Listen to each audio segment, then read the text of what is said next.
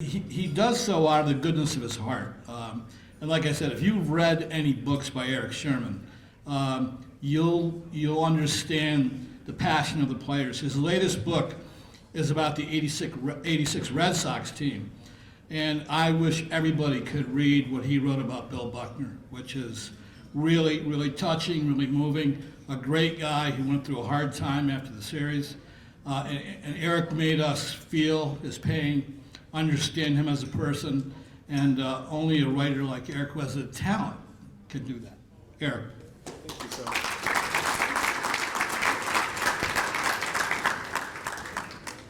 As the co-author of After the Miracle, The Lasting Brotherhood of the '69 Mets, and a friend of one of tonight's inductees, Jerry Koosman, it's a privilege for me to speak here today and accept this momentous honor on his behalf. Jerry wanted badly to be here, but during these uncertain times has made the responsible choice to err on the side of caution.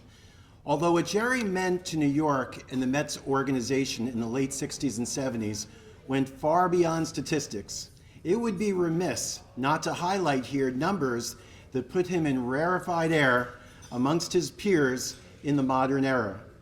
222 career wins, 140 complete games, 33 shutouts, a lifetime ERA of 3.36 over 19 seasons, over 2,500 strikeouts, a perfect 4-0 in the postseason, 3 of those wins coming in the World Series, including the Game 5 clincher over the Baltimore Orioles to win the 1969 World Series.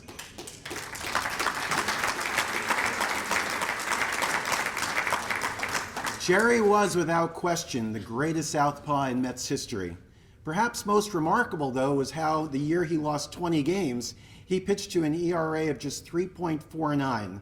He played on some god-awful Mets teams, and had he been traded along with the rest of the Mets stars on the infamous Midnight Massacre in June of '77, we might have been honoring this man in a similar way 80 miles west of here in Cooperstown. But again, the true measure of a man isn't necessarily how many games or championships he's won. It's about character and loyalty, traits that Jerry Koosman exemplified so well during his time in New York and beyond. Knowing Koos the way I do, the last thing he would want me to do is to show any bit of sentimentality. It's not the way they raised boys on farms in Appleton, Minnesota during the World War II era.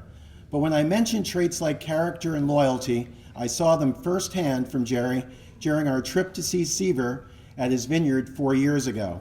Along with Swoboda and Shamsky, Buddy Harrelson came along. As we drove up from the San Francisco airport to the Napa Valley, Koos turned to Buddy and asked him if he was okay. While the rest of us had been chatting away, Buddy, in the early stages of Alzheimer's, had been quiet. Buddy explained that the Alzheimer's had made him forget things that happened just 2 days before. Jerry, ever the leader, said reassuringly, "Hey, Cheech." Cheech was his nickname for Buddy after Chichi Rodriguez. "Hey, Cheech, so do I. But I'll bet you have no trouble remembering '69. From my rear view mirror, I could see a smile come across Buddy's face before he said, "I'm so happy to be here with you guys. You can't put a price on this trip." Koos's soothing words meant everything to Buddy. They were a tonic better than any medication or therapy session. So this leadership, remember the famous brawl in the '73 NLCS when the 200-pound Pete Rose went after the 150-pound Harrelson? Of course you do. But go back and watch the video. Jerry, the Mets starter that day, raced from the pitcher's mound to join the fracas and pulled Harrelson off the heap before he got himself hurt. Jerry always had Buddy's back, and those of all of his teammates. In '69, teammates like Tommy Agee, was knocked down with a fastball thrown by Bill Hand in a showdown with the Cubs in September of '69. Koos retaliated, hitting the first batter he faced, Chicago All-Star third baseman Ron Santo, sending a clear message that his team, the Mets, were not going to be intimidated by the veteran Cubs.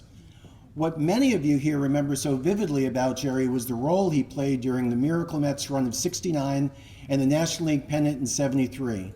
Those were golden years to be sure, but what Jerry would want you to know is that he treasures the bonds and valued friendships he made every bit as much as the rings or the 20-game winning seasons. If you're a friend of Jerry's, take it from me, you're a friend for life. Of course, there were the usual suspects of his friends like Seaver and Buddy and Rocky and Shamsky and Cranepool and McGraw and Cleon Jones, but there were also the behind-the-scenes guys like groundskeeper Pete Flynn, media relations people like Jay Horowitz, and broadcasters like Ralph Kiner. This summer, Jerry will receive another honor. His number 36 will be retired on Jerry Koosman Day at Citi Field. Jerry will become just the second Mets pitcher to have his number retired.